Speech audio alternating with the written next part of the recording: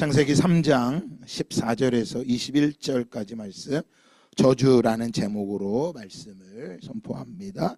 자, 우리 같이 함께 봉독합니다. 14절부터 시작. 여호와 하나님이 뱀에게 이르시되 내가 이렇게 하였으니 내가 모든 가축과 들의 모든 짐승보다 더욱 저주를 받아 배로 다니고 살아있는 동안 흙을 먹을지니라. 내가 너로 여자와 원수가 되게 하고 내 후손도 여자의 후손과 원수가 되게 하리니 여자의 후손이 내 머리를 상하게 할 것이요 너는 그의 발꿈치를 상하게 할 것이니라 하시고, 또 여자에게 이르시되 내가 내게 임신하는 고통을 크게 더하리니 내가 수고하고 자식을 낳을 것이며 너는 남편을 원하고 남편은 너를 다스릴 것이니라 하시고, 아담에게 이르시되 내가 내 아내의 말을 듣고 내가 내게 먹지 말라 한 나무의 열매를 먹었은즉 땅은 너로 말미암아 저주를 받고 너는 내 평생에 수고하여야 그 소산을 먹으리라. 땅이 내게 가시덤불과 엉겅퀴를 낼 것이라. 내가 먹을 것은 밭의 채소인즉 내가 흙으로 돌아갈 때까지 얼굴에 땀을 흘려야 먹을 것을 먹으리니 내가 그것에서 취함을 입었음이라. 너는 흙이니 흙으로 돌아갈 것이니라 하시니라. 아담이 그의 아내의 이름을 하와라 불렀으니 그는 모든 산자의 어머니가 됨이더라. 여호와 하나님이 아담과 그의 아내를 위하여 가죽옷을 지어 입히시니라. 아멘. 네, 할렐루야. 오늘 저주라는 제목의 말씀을 선포하려고 합니다. 대통령 선거가 잘 마치고 이제 또 대통령이 뽑혔습니다. 내가 원하는 사람, 내가 투표한 사람이 뽑힐 수도 있고 내가 원치 않는 사람이 될 수도 있습니다. 하여간 원하던 원하지 않던 모든 주권자는 하나님께서 허락하시는 것입니다. 불의한 것이 있다면 성경에 보면 불의한 것은 불의한 자가 재판한다고 말씀하고 있습니다.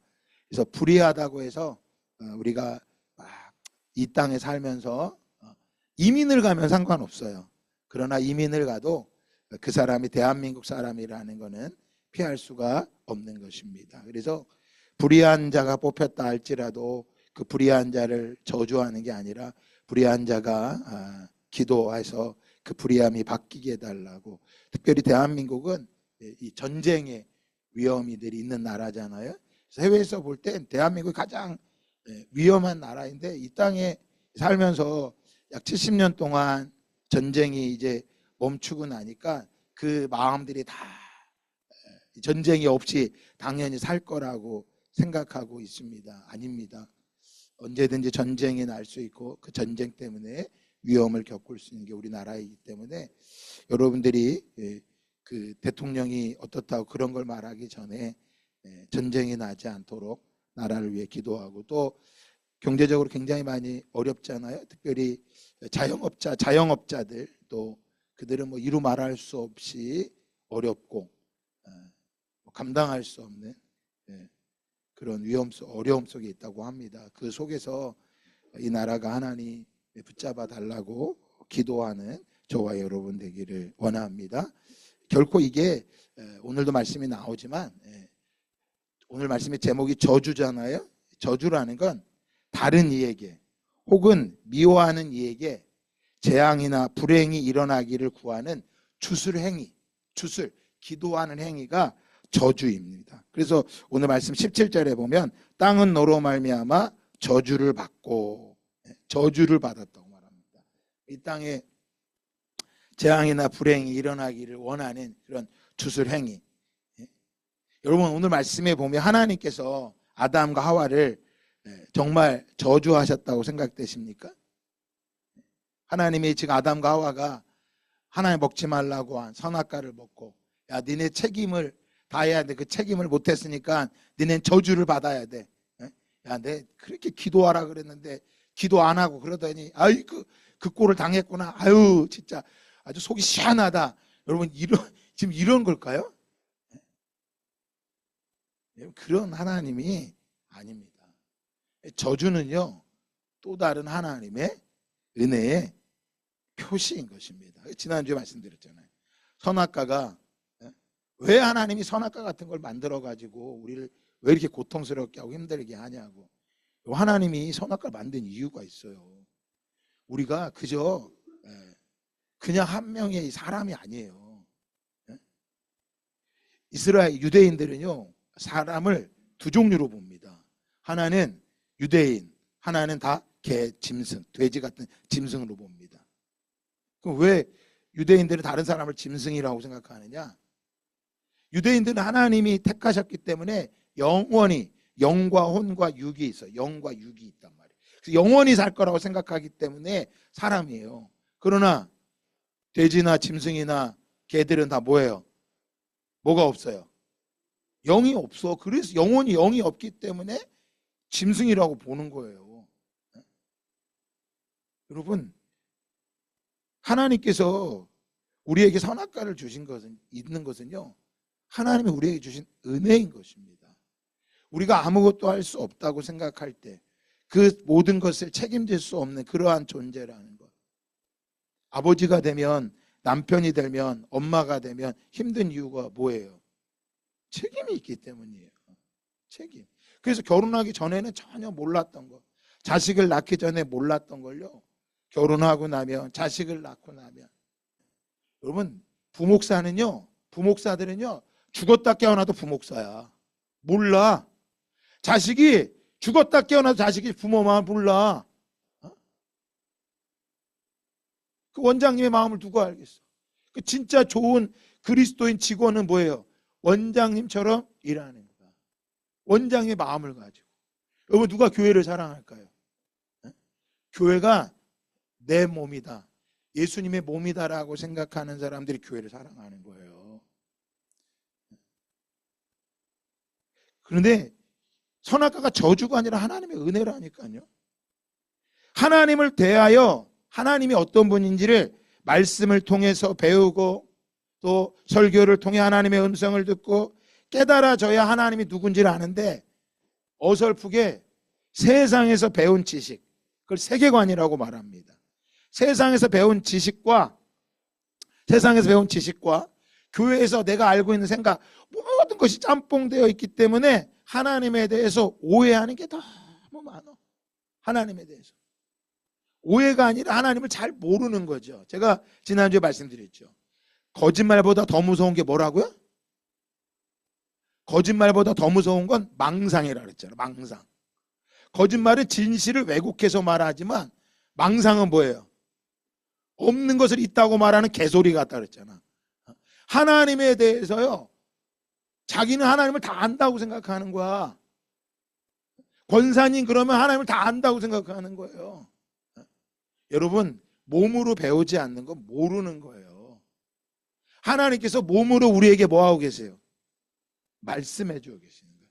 선악과를 통해서요, 아담과 하와는 무엇을 알게 돼요? 하나님을 알게 되는 거예요. 무엇을 입을 때요? 나오지만 가죽 옷을 지어 입힐 때, 그때 하나님의 마음을 알게 되는 거예요. 내가 하나님을 다 안다고 착각하지 마세요. 내가 예수를 잘 믿는다고 괜찮은 성도라고 망상에 빠지지 마시라고요. 그래서 내가 잘 되면 잘 될수록, 내가 뭔가 문제없이 잘 되면 될수록 뭐 해야 된다 그랬어요? 회개해야 되는 거예요. 지금 우리 비전 스쿨을 마치고 또 뭘 훈련을 하나 마치면 자기가 뭐가 다 된 것 같아. 목사인 저도 마찬가지예요. 목사가 되면 내가 뭐든지 다 알고 괜찮은 사람 같아. 아니에요. 모르니까, 하나님을 바로 보지 못하니까 뭐 하는 거예요? 자꾸 흔들리는 거예요. 여러분, 태양을 보는데요, 태양과 태양 사이에 뭐가 끼어 있어요? 구름이 끼어 있어요. 뭉게구름이 끼어 있으면 그냥 태양이 아름답게 보여. 근데 먹구름이 끼면요, 하늘이 먹구름이야, 안 보이는 거야. 그러니까 하나님을 바라보는데 중간에 좋은 일이 잘 되면 하나님 나를 사랑하나 봐, 괜찮아, 좋아 막 하고, 나쁜 일이 생기면 하나님은 나를 싫어하나 봐, 미워하나 봐, 막 하나님 원망하고 불평하는 거. 해 아래서, 구름 아래서 바라보니까 그렇게 보이는 거예요. 비행기를 타고 올라가 보세요. 어때요? 우리 이 땅에서는 비 오고요, 먹구름이 잔뜩 끼어 있어도요, 구름 위에 올라가면 햇빛밖에 없어. 우리가 어떤 신앙이 돼야 돼요? 이 땅에 발붙이고 이 땅에서 영원히 살 것처럼 하나님을 바라보면요, 먹구름이 끼면 먹구름이 낀다고, 좋은 게 끼면 좋은 게 낀다고, 다 그렇게 살아가는 거야. 오늘도 말씀이요, 저주가 아니에요. 이 말씀은요, 오늘 말씀 은혜예요. 하나님의 사랑이고요, 하나님을 바라보라고 말씀하신 하나님의 축복의 말씀인 거예요. 진짜 이게 저주면 선악과를 먹자마자 아담과 하와를 네가 어디 있느냐 물어봐야 돼요. 잡아갖고 패댕기 쳐갖고 지옥에 던져버려야 돼. 그게 저주인 거예요. 여러분, 아담에게 흙을 경작하라고 했습니다. 뱀에게는요, 흙을 먹는다고 말했어요. 그래서 14절 같이 한번 읽어볼까요? 14절 시작. 여호와 하나님이 뱀에게 이르시되 내가 이렇게 하였으니 내가 모든 가축과 들의 모든 짐승보다 더욱 저주를 받아 배로 다니고 살아있는 동안 흙을 먹을지니라. 자, 뱀에겐 어떤 저주가 내리겠어요? 배로 기어다니고 흙을 먹는 저주를 줬어요. 뱀은 원래 흙을 먹는 존재가 아니죠. 흙을 먹는다고 하는 이유는요, 흙이 무엇을 말하는 거예요? 생기가 빠져있는, 하나님의 영이 빠져있는 사람을 먹는다라는 거예요. 그래서 여러분, 복음서에 보면 귀신이 어디 안에 머문다 그래요? 사람에게 머문다 그랬어요. 그래서 뱀의 역할은요, 늘 사람을 꿰고요, 거짓을 행하고요, 분열을 일으키는 거예요. 그러니까 그런 자리에 있으면요, 뱀에게 먹힌 거야. 흙을 먹는 짓을 한 거예요. 이게 저주인 거예요. 이 땅에도 뭐예요? 뱀처에 사로잡혀서 뱀처럼 살아가는 사람들이 있어요. 영혼이 없는 것처럼 살아가요. 그런데 아담에게는 하나님 뭐하라고 했어요? 너 흙을 경작해라. 너 흙에게 먹혀 살지 말고 흙을 경작하라고 말씀하세요. 평생 무엇을 해야 돼요? 땅을 바라보고 살아야 되는 것입니다. 땅을 바라봐야 돼요. 저와 여러분은 땅 위에 살고 있잖아요. 땅이 그 사람의 뭐라는 거예요? 본질이라는 거예요. 땅을 파서 뭔가를 이루려고 자지 말고, 땅을 파서 뭔가를 이루고 살아가려고 하는 거, 그게 저주라는 거예요. 그게 아니라 하늘을 바라보라는 거예요. 네가 흙에서 흙으로 돌아가는 거, 땅만 바라보고, 흙이기 때문에 땅만 바라보고 그런 사는 존재가 아니라, 네가 아무리 땅을 밟고 아무리 고생한다 할지라도 넌 흙이야. 흙으로 돌아가게 될 것이야. 그런데 여러분 뭐예요? 농사를 짓는 사람은 알아요. 농사를 지면요, 로또보다 더 큰 이익을 낼 수 있다고 합니다. 어느 해에 농사가 잘 되면요, 몇 억도 벌 수 있고요. 반대로요, 하루아침에 망하는 게 농사라고 합니다. 그 사람이요, 그 농사꾼일수록 하늘을 바라보고 살아가는 거야. 그 농사꾼만 그래요? 우리도 마찬가지인 거예요. 이 땅에 사니까 땅만 바라보고 사는 게 아니에요. 하늘을 바라볼 수 있는 믿음이 있어야 되는 거예요. 뱀에게도요, 흙을 먹고 살라고 하니까, 흙만 먹고 사니까 매일 뭐 하는 거예요? 이걸 법적인 용어로 오살죄라고 합니다. 오살죄. 알고 짓는 죄야. 알고 짓는 죄야. 여러분, 성경에 보면 예수님이 거라사 지방에 갈 때 귀신이 뭐라 그래요? 하나님의 아들이 내가 당신 누군지 알고 있다는 거야. 야고보서도요, 예수님이 하나님의 아들인 걸 귀신처럼 알고 있대. 알긴 하는데 뭐 하는 거예요? 알면서 행하지 않는 거예요. 그래서 고살죄라는 거 하는 것은, 고살죄가 있고 오살죄라고 하는 게 있는데, 고살죄는 알면서 의도적으로 행하는 죄를 말하는 거예요. 오살죄는 모르고 실수로 한 지은 죄예요. 여러분, 그럼 아담과 하와가 지은 죄와 뱀이 지은 죄는 같을까요? 다를까요? 다르다는 거예요. 아담과 하와는 모르고 한 거야. 근데 뱀은 뭐 한 거예요? 알고 한 거예요. 죄가 다 똑같은 게 아니에요. 법정에 가잖아요. 싸워도요, 밤에 싸웠느냐 낮에 싸웠느냐 이게 다릅니다. 그리고 싸울 때 흉기를 들었느냐 안 들었느냐 이거에 따라 달라집니다. 그리고요 싸울 때 개인이 1대1로 싸웠느냐 단체를 이루어 싸웠느냐 다른 거예요. 뱀이 지은 죄는요 풀 수 없는 죄야. 그래서 져준 거야. 그런데 아담과 하와 죄는 뭐예요? 죄의 모습이 다른 거예요. 그건 용서받을 수 있는 죄인 거예요.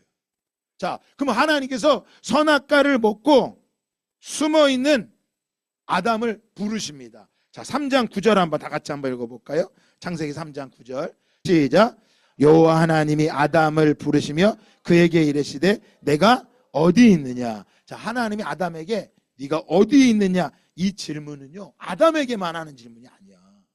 오늘 저와 여러분에게 인류를 살아간 모든 사람들에게 하나님이 질문하는 첫 번째 인간에게 하는 질문이에요. 네가 어디 있느냐? 너는 어느 공간에 있느냐? 너는 어느 자리에 살고 있느냐? 여러분 이 자리가 왜 공간이 중요해요? 이 자리는 하나님을 부르신 자리에 서 있는 거야. 근데 아담과 하와가 전에는 어디 있었어요? 하나님 말씀하신 자리에 있었는데 이제 뭐 한 거예요? 그 공간을 잃어버린 거야. 자신이 어디에 서 있어야 될지를 모르는 거야. 그리스도인들은요 주일이 되면 어디에 와 있어야 돼? 주일이 되면 교회에 와 있어야 되는 거예요. 물으신다니까? 네가 어디 있느냐? 이 물으심 앞에 아무 대답을 못하면 그건 그리스도인이 아닌 거예요. 또 다른 질문이 있습니다. 창세기 4장 9절에 보면 여호와께서 가인에게 이르시되 내 아우 아벨이 어디 있느냐? 이게 두 번째 질문이에요. 네 형제가 어디 있느냐라는 거예요. 어디에 있느냐라고 하는 것은 내가 어떤 위치에 있느냐라고 묻는 것입니다. 성경은 두 가지를 질문해요. 네가 어디 있느냐? 네 형제가 어디 있냐라는 거예요. 너는 어느 자리에 있고 너와 함께하는 형제는 어디에 있느냐를 질문하고 있는 거예요. 불교에 아주 유명한 스님이 있었는데 이 중이 왜 스님이 됐느냐? 질문을 하나 받은 거예요. 질문을. 어떤 질문일까요? 너 어디서 왔느냐? 너 어디서 왔냐? 너 그전에는 어디 있었냐? 너 엄마 뱃속에 있기 전에는 어디에 있었느냐? 어디에 있었느냐? 그걸 물어보는 거예요. 여러분 어디에 있어요? 이게 분명해야 돼. 내가 어디로 가고 어디로 가는지도 몰라. 근데 또 물어보는 거야. 그래? 이 사람이 모르니까 그러면 너 어디로 갈 거냐? 너 나중에 죽어서는 어디로 갈 거야? 계속 물어보니까 결국 뭐예요? 야, 네가 어디서 와서 어디로 가는지도 모르는 놈이 뭘 그렇게 바쁘게 살고 네가 어디서 와서 어디로 가는지도 알지 못하면서 뭘 그렇게 알겠다고 뭘 이루겠다고 살고 있느냐라는 거예요. 여러분 하나님이 우리에게 질문하시는 거예요. 너 지금 어디 있느냐? 너 어디에서 와서 어디로 가고 있느냐? 이 질문하고 있는 거예요. 너 어디에 있어? 너 어디로 갈 거야? 여러분 이 질문에 대한 분명한 답이 없으면 인생을 어떻게 살까요? 똑똑하게 사는 것 같죠? 죄송한 말이에요. 어리멍텅하게 사는 거야. 어디서 와서 어디로 가는지도 모르는 거예요. 그러니까 아담에게 너 어디 있느냐? 그랬더니 아담이 뭐라 그랬어요? 10절 다 같이 읽어볼까요? 시작. 이르되 내가 동산에서 하나님의 소리를 듣고 내가 벗었으므로 두려워하여 숨었나이다. 자, 지금 아담이 뭐라 그래요? 내가 동산에 있다가 하나님의 소리를 듣고서 깜짝 놀라서 벗어서 두려워서 숨었습니다. 참 기가 막힐 일이에요. 여러분 하나님이 아담이 어디 있는지 모르실까요? 모르셨을까요? 하나님 무소부재하시다 그래요. 모든 곳에 계시다는 거예요. 지금 아담이 뭐 하는 거야? 하나님이 자기를 못 찾을 거라고 착각하고 있는 거야. 하나님 알고 계신다니까. 자기가 어떤 위치에 있고 어디로 가는지를 모르기 때문에 뭐만 숨으면 되는 거예요. 머리만 숨으면 된다고 착각하고 있는 거예요. 근데 여러분, 창세기 2장에서 아담이 어떤 모습이었어요? 아담은요, 진짜 인간으로 탁월한 사람입니다. 모든 동물들에 뭘 지어줘요? 여러분, 이름을 짓는다는 건요, 창조력이 있어야 지어요. 아무나 짓는 게 아니라고요. 정말 동물을 이름을 지어주고요, 아주 탁월했던 사람이었어요. 그런데 하나님과의 약속이 깨지니까 뭐예요? 책임을 잃어버리니까 바보가 된 거야. 하나님 앞에 숨을 수 없는데 자기가 숨을 수 있다고 생각하고 있는 거예요. 여러분, 이 아담이 이 어리버리한 게, 하나님이 자기를 못 볼 거라고 생각하는 게 어디서 온 거예요? 하나님과의 관계가 딱 깨지니까, 직면하지 못하니까요, 못하는 거예요. 숨기 시작한 거예요. 사랑의 속성이 있습니다. 한번 따라합시다. 정직. 사랑하면요, 정직해야 돼요. 문제와 대면할 수 있는, 직면할 수 있는 힘이 있어야 되는 거예요. 그런데 나는 안 되는구나 깨닫는 게 사랑인 거예요. 그런데 사랑하지 못하니까 늘 뭐예요? 회피하고 도망갑니다. 그 문제에 대해 용기를 내지를 못해요. 늘 뭐예요? 남의 탓만 하는 거예요. 무엇 때문에 안 되고, 무엇 때문에 못했고, 결국에 하나님이 저 뱀을 만들고 여자를 만들어서 내가 이 모양 이 꼴이 됐다는 거야. 우리로 말하면 뭐예요? 내가 결혼을 안 했어야 되는데 결혼해갖고 저 인간 만나갖고 저런 부모 만나갖고 내가 맨날 이 모양 이 꼴로 사는 거야라는 거야. 늘 남의 탓만 하고요, 탓만 하니까 그 아담이 창조적인 사람이요, 어리버리해졌어. 그러더니 뭐예요? 두려움이 찾아오고요, 염려와 두려움이 그 안에 가득하게 됐어요. 원래 하나님이 아담을 만들었을 때, 사람을 만들었을 때 어떻게 만드셨어요? 너희는 생육하고 번성하고 땅에 충만하고 강하고 담대하라라고 말씀하셨는데요, 하나님과의 관계가 깨지니까 두려움이 찾아와서요, 감당할 수 없는 거야. 나는 안 돼 하고 지옥에 갇혀버린 거예요. 여러분, 지옥이 죽어서 가는 데가 지옥일까요? 맞아요. 하나님을 모르고 죽어서 가는 데가 지옥이에요. 근데 지옥이라는 게 한자 말로 말하면 무슨 말인지 아세요? 지자가 무슨 지자 같아요? 땅 지자야. 옥은요, 감옥 옥자예요. 땅에 갇혀 사는 사람이 뭐야라는 거야? 지옥에 사는 사람이야. 하늘을 바라보지 못하고 이 땅에서 두려움과 염려와 근심 속에서 남의 탓하고 어리버리하게 내가 어디로 갈지 모르고 살아가는 사람은 어디에 갇혀 사는 거야? 지옥에 갇혀 있는 거예요. 그런데 여러분, 신약에 가면요, 하나님이 부르세요. 내가 여기 있나이다. 내가 여기 있습니다. 반대되죠. 내가 하나님이 두려워 숨었습니다라고 말했던 사람이 내가 여기 있습니다라고 바뀌는 거예요.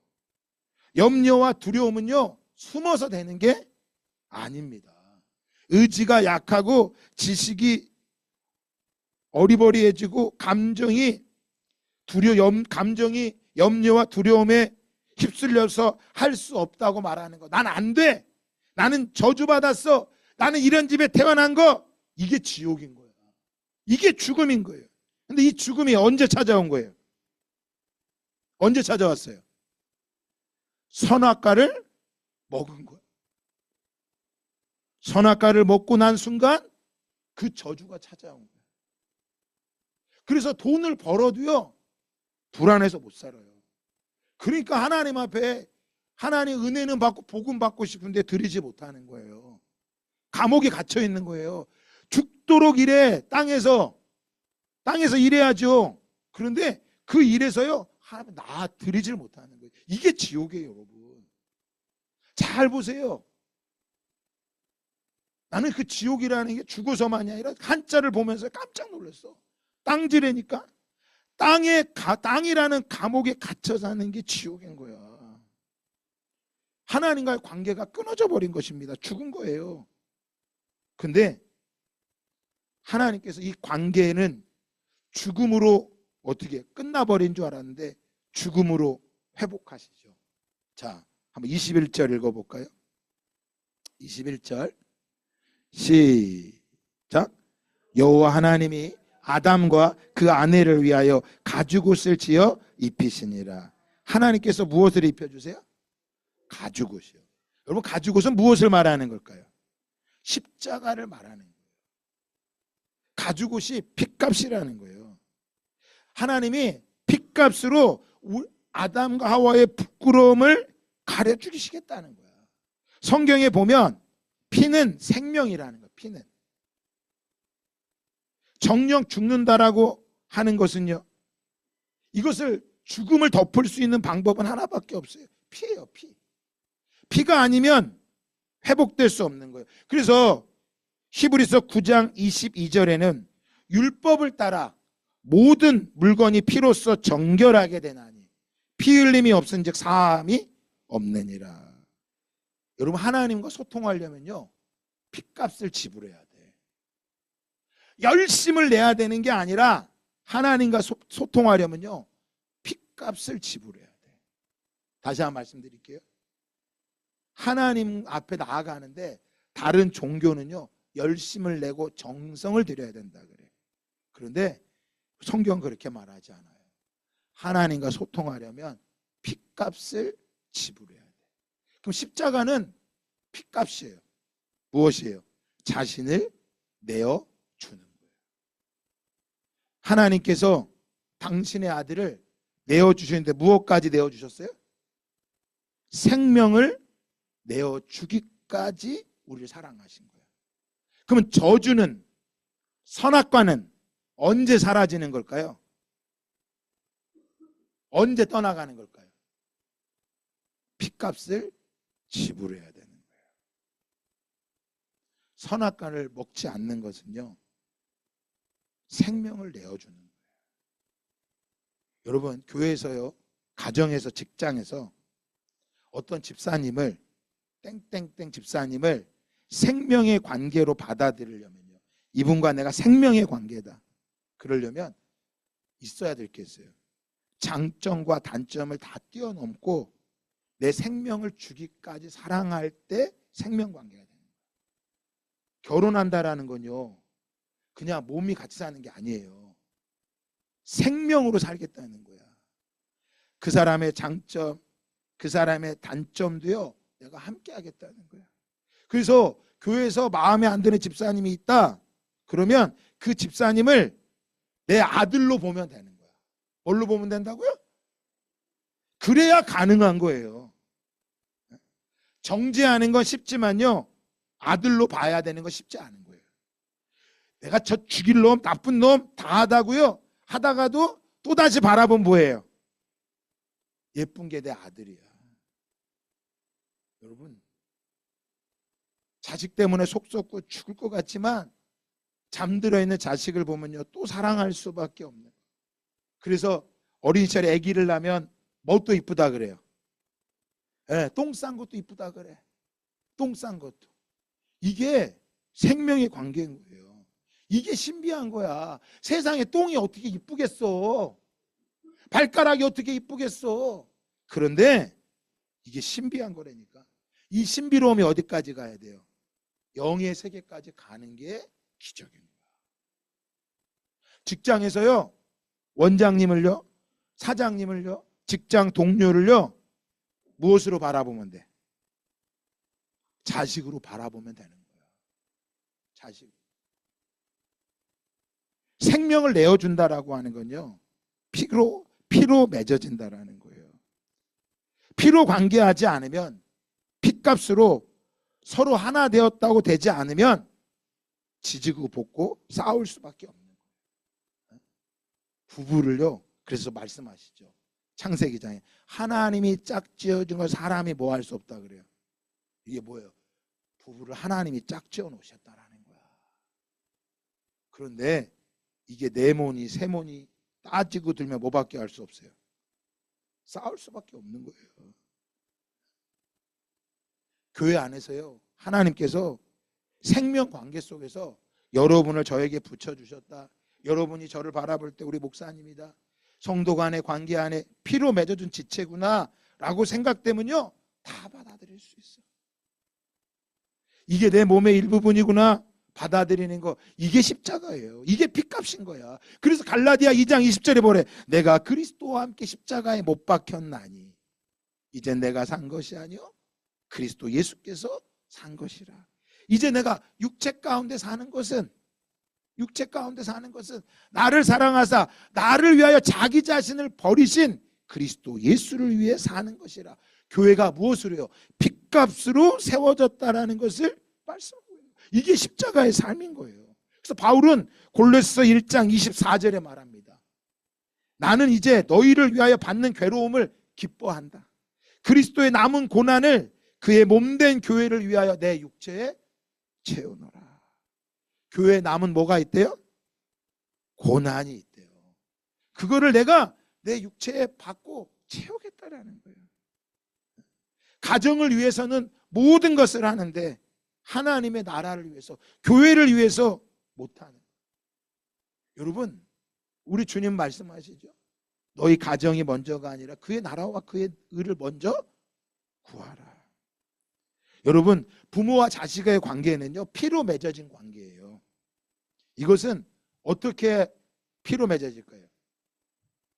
거듭나야 가능한 거예요. 거듭나야. 아버지가 미워. 아버지가 이해가 안 돼. 어떤 아들이 있었습니다. 아버지가 평생 알코올 중독으로 살아간 거예요. 그래서 아버지가 알코올 중독하고 알코올 중독이니까 이제 들어오면 뭐 했을까요? 매일 소리 지르는 거야. 때려 부시고 칼 들고 죽인다고 하니까 이 자녀가 두려움 속에 살 수가 없는 거야. 그 성인이 된데도 두려워서 못 견디는 거예요. 그 아들이 아버지가 너무 미운 거야. 죽이고 싶도록 미워서 그 아버지를 떠나왔는데 그 마음의 두려움은 사라지지 않는 거예요. 어느 날 기도하다가 예수를 믿고 하나님 아버지를, 진짜 아버지, 영적 아버지를 자기 심령에 싹 받아들이고 나니까요, 육체의 아버지가 한없이 불쌍하게 보여졌다고 해요. 그러면서 그 아버지를 몸으로 내 아버지다라고 받아들일 수 있었다는 거예요.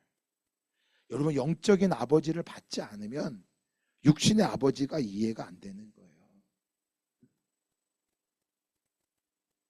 자녀를 보면서요, 자녀가 왜 저러나. 여러분, 그래서 그 저주가요, 선악과를 먹었다고 하는 게 나쁜 게 아니에요. 먹고 나야지만 내가 하나님의 은혜가 아니면 살 수 없는 존재구나. 그 아버지, 육체의 아버지를 십자가로 받아들이지 않는다면 그 사랑을 경험할 수도 없고 이해할 수도 없는 거예요. 여러분, 가죽옷을 만들려면 어떻게 해야 돼요? 그냥 가만히 있으면 가죽옷이 맡겨져요? 어떻게 해야 돼요? 짐승을 잡아야 돼요. 피가 안 흘리면, 여러분, 피를 한 방울도 안 흘리고 가죽을 벗긴다라는 건 불가능한 거예요. 가죽을 벗긴다라는 건 피를 흘리겠다는 거예요. 피값을 통해서만, 내 피값을 통해서만 선악과를 뛰어넘을 수가 있다라는 거야. 선악과보다 더 큰 사랑이 있다라는 거예요.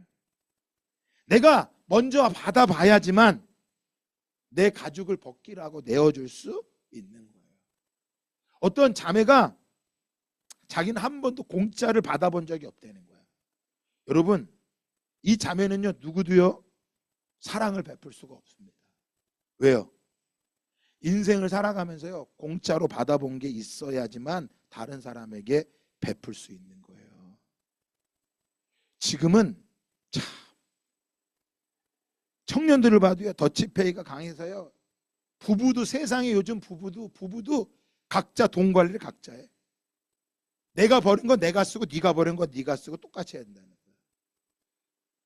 예전에 집도요, 남편 이름은 아무 문제 없었어. 근데 지금은 어때요? 명의도 공동 명의로 해놔야 돼. 큰일 나는 거야. 와, 왜 그럴까요?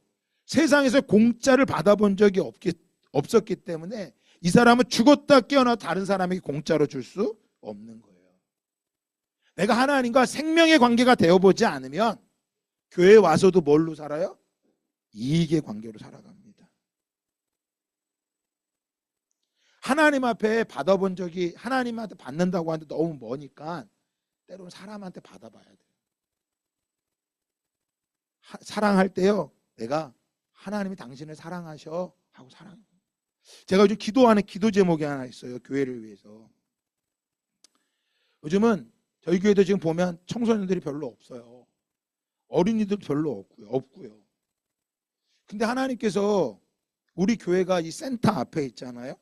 제가 예전에 군자초등학교 앞에 가서 막 삐에로 옷 입고 막 솜사탕도 나눠주고 전도 많이 한 걸 다 알아요. 근데 지금은 그렇게 하면 큰일 나요.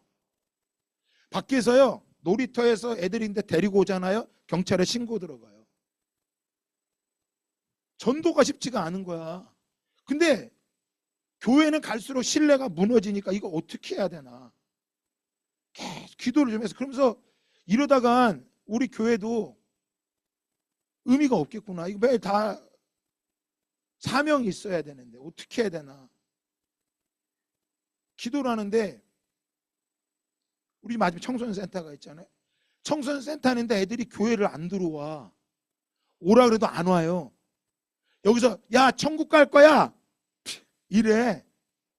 관심도 없어. 얘네들을, 그러니까 예전에는요 다 한 번씩 교회를 갔다 왔어요. 근데 요즘 청소년들은요 교회를 한 번도 가본 사람도 없고요. 부모들도 교회를 아예 가지 말라 그래. 왜? 교회가 다 신뢰가 무너진 거야. 이걸 어떻게 하면 좋을까? 센터 맞은편에 있고 기도를 하다가 제 안에 하나님이 소망을 하나 주신 게 있어요. 뭐냐면 저 밖에다가 이 센터에 오는 아이들이 월요일 날 같은 날 여러분 보잖아요. 월요일 오면 애들이 그 앞에 앉아 있어요. 니네 문 닫은 날인데 니네 뭐 하냐 그러면 돈은 없고 집에 가면 엄마가 게임을 못하게 하니까 와이파이가 밖에까지 나오니 거기에 앉아 쭈그려 앉아 게임을 하고 있는 거야. 아, 이걸 어떻게 해야 되나. 그러다 기도하다가 저 밖에다가 요즘 한강라면이라고 하는 게 유명하잖아요. 한강라면 아세요? 즉석 라면이에요. 그래서 밖에다가 빵도 좀 넣고 사탕도 넣고 과자도 넣고 라면 기계를 좀 갖다 놓고 슬러시 좀 기계 갖다 놓고 여름에 애들이 와서 먹게 좀 해야 되겠다. 그냥 교회 오라고 하는 게 아니라 니네 센터 와서 노는데 배고프니까 와서 라면 먹고 가. 라면 먹고 또 놀아. 좀 이걸 하면 어떤가. 제 마음에 좀 그런 마음인데 여러분 생각은 좀 어때요? 교회 오라고 하는 게 아니라 그냥 교회 문 앞에라도 좀 교회 문이 열려 있고 누구나 올 수 있도록 해야 되는데, 저도 전기세 아낀다고 맨날 불 꺼놓고, 근데 꺼는 이유가 와도 할 게 없어 애들이. 그래서 보드게임도 갖다 놨는데 보드게임. 그래서 이 교회를 좀 자유롭게 좀 와야 되겠다. 공짜를 받아본 적이 없는데 구원 받으세요. 아니 10원도 아니고 구원이야. 그러니까 차라리 니네 라면이라도 좀 먹어라. 일회용 라면, 즉석 라면. 그래서 와서 라면 먹고 놀고 라면 먹고 놀고 그러면 어떤가. 제 기도 중이에요. 여러분 생각나시면 같이 좀 기도하면 좋을 것 같아요. 공짜로 교회 와서, 예전에는요 교회 와서 밥 먹고 간 사람도 많았는데 지금 그게 없으니까 교회 와서 뭐라도 먹고 가라. 여러분 뱀은요 원래 흙을 먹으면 안 돼요. 뱀은요, 사단은 원래 하나님 옆에서 하나님을 섬기고 하나님을 찬양을 부르는 자인데요, 욕심이 들어가고 교만이 들어가니까 사람을 먹고 있는 거예요. 저주가 복이 되지 않으니까 저주받은 뱀이 돼버린 거예요.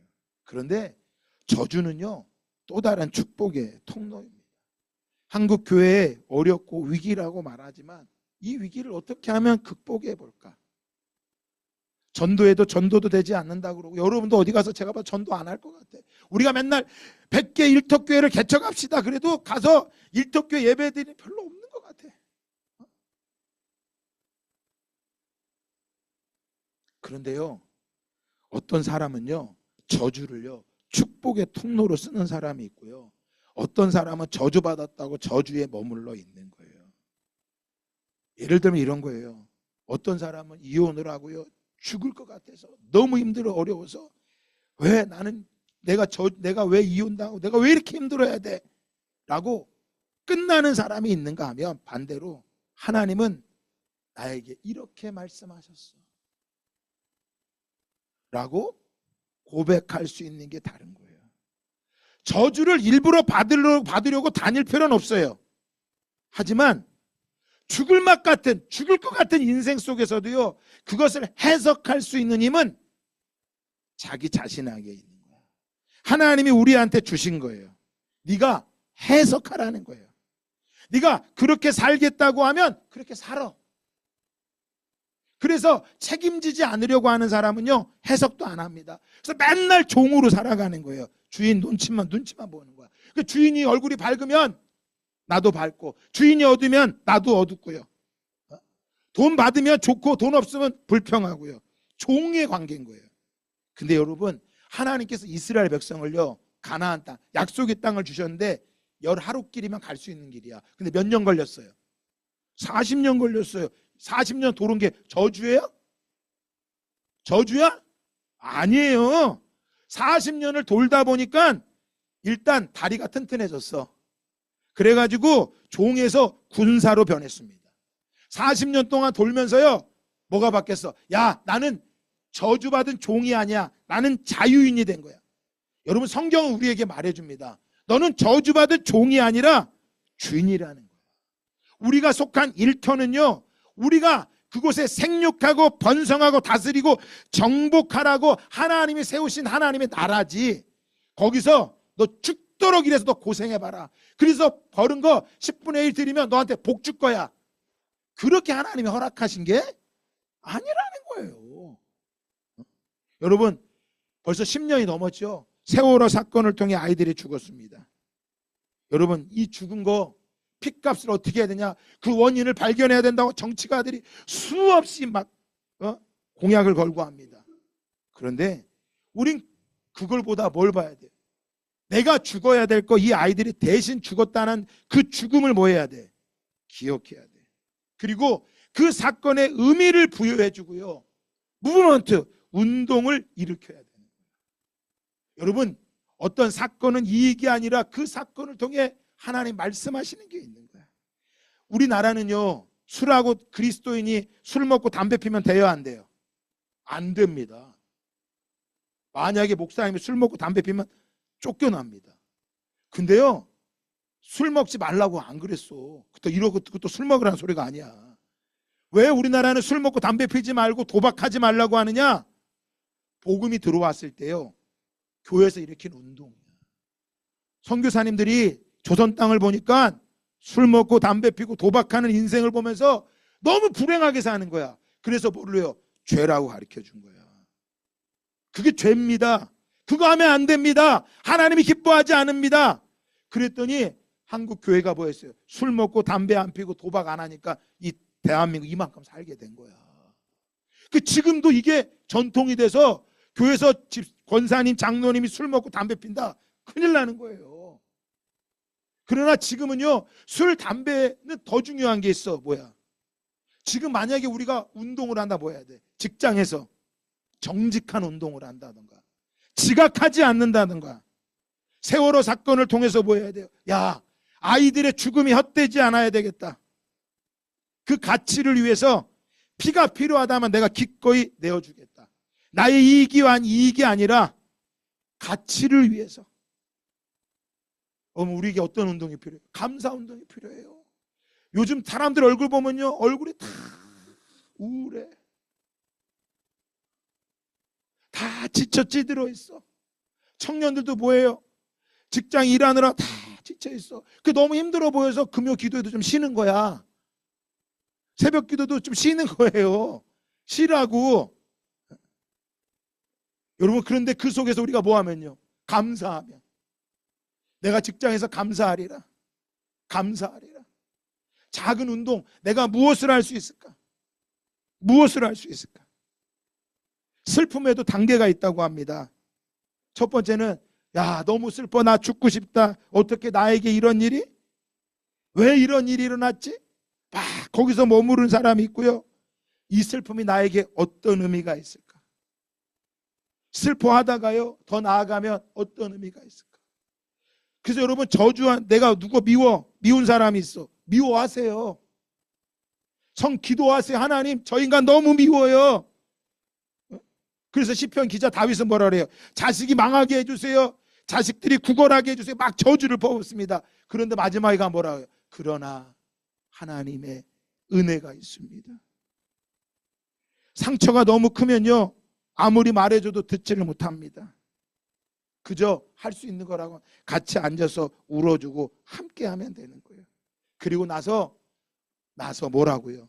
그 의미를 함께 해석해 나아가는 것입니다. 여러분, 사람이요, 죽을 것 같은데 절대 안 죽습니다. 쉽게 안 죽습니다. 자식을 먼저 보낸 분들이 있습니다. 자식이 나보다 먼저 떠났어. 이 슬픔은요, 이루 말할 수가 없대. 근데 우리 대한민국은요, 이 아픔의 세대야. 6.25라고 전쟁을 경험하면서요, 사람들이 얼마나 힘들었어요. 지금 힘든 건 아무것도 아니야. 폭격을 해갖고요, 한 마을이 다 쑥대밭이 되고요, 어느 날은 국군이 와서 사람들 죽이고, 어느 날은 인민군이 와서 또 사람을 죽입니다. 그 소설이 뭐예요? 태백산맥이야. 그 소설에 보면요, 국군 편도 아니야, 인민군 편도 아니야. 그저 우리는 살고 싶어. 근데 자유주의를 외치지 않으면 국군이 죽이고, 공산주의를 외치지 않으면 공산당이 또 죽이는 거야. 여러분, 양쪽에서 죽지 않고 살 수 있는 게 어디 있겠어? 제정신이 아닌 거야. 우리 여기 어르신들은 이런 경험이 있을 거예요. 지금도 어때요? 우리나라 좌우 진영이 얼마나 팽배합니까? 그래서 이쪽이 아니면 이쪽을 미워하고, 이쪽이 아니면 이쪽을 미워하고 합니다. 세월호 지금 벌써 10년이 지났지만 지금도 그거 가지고 울고 먹는 정치인들이 있어. 그 부모들 지금 얼마나 고통스럽고 어렵겠어요. 때로는 외칠 수도 있어요. 하지만 내가 그들과 함께 경험하고 살아가는 것, 그들을 아픔을 같이 짊어지는 것. 여러분, 오늘 말씀의 제목은 저주예요. 왜 저주받은 거예요? 선악과를 먹어서 저주받아 이렇게 살아가게 되었다는 거예요. 여러분, 그거는 하나님을 아주 발가락 떼만큼도 모르는 사람의 모습인 거야. 아닌 거야. 너 저주를 받았어? 하지만 내가 네 인생 그 저주의 책임을 내가 짊어질 거야. 내가 십자가로 그거를 감당할 거니까 너 땅만 바라보지 말고 뭘 바라봐? 나를 좀 바라봐라. 인생이 슬픔과 고생뿐이야. 이게 저주가 아니라, 너가 버려진 인생이 아니라 그 슬픔과 아픔이 나에게 다가오는 은혜의 통로가 될 수 있는 거란다.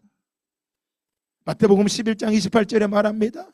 수고하고 무거운 짐진 자들아 다 내게로 오라. 여러분, 말하잖아요. 수고하고 무거운 짐진 자들아. 인생이 수고하고 무거운 짐이야. 시험을 잘 봐도, 친구들이 많아도 수고하고 무거운 짐, 돈이 많아도 수고하고 무거운 짐이야. 다 내게로 오라. 내가 너희를 뭐하게 하리라? 쉬게 하리라. 힘들면 힘들수록, 어려우면 어려울수록, 여러분, 내가 땅이니까 땅에 사는 존재처럼 살아가는 것이 아니라 위를 바라보고, 네가 그 십자가의 사랑을 받았기에, 그 생명을 받았기에 십자가의 삶을 살아갈 수 있는 그 용기 있는 사랑, 그것을 얻을 수 있는 것은 하나님의 은혜인 거야. 그래서 저와 여러분은 저주받은 사람이 아니라 하나님의 무엇 속에 있는 거예요? 은혜 속에, 하나님의 십자가 아래 있는 것을 믿고 살아가기를 예수 그리스도의 이름으로 축복합니다. 축복합니다. 여러분이 속한 그곳에서 그 십자가의 사랑을 전하세요. 그를 흘려 보내세요. 더더욱 막 아웅다웅 살아가려고 이겨보려고 발버둥 치면서 이게 옳다고 증명하려고 막 애쓰며 싸우는 게 아니라 그래 맞아. 믿지 않는 남편 보면서 그래 당신 말이 맞아.